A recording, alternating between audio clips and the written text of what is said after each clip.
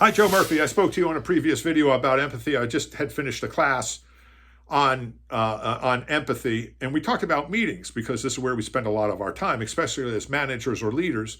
And one of the critical things that I always make a conscious effort to do, especially if it's in a room, I make sure I am not sitting, if it's a rectangular table, I am not sitting here or I'm not sitting here.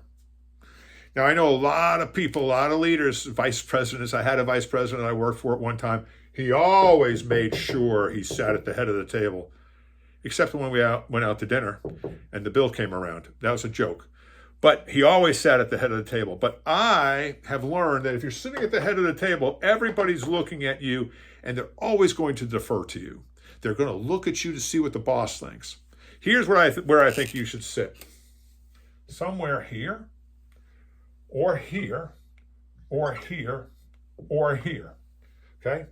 Do not sit at the head of the table, because that always infers that you're in charge, and people are always look to see what you're doing and thinking before they start to talk.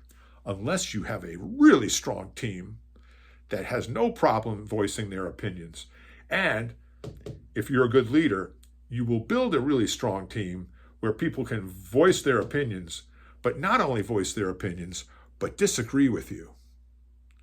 Disagree with you agreeably, but disagree with you nonetheless. I'm Joe Murphy, and I'm here for your success. Watch where you sit. Allow others to speak. You don't have to be in charge, or to be in charge to look in charge, or to look in charge to be in charge. If you're a manager, you know what I mean. Thanks.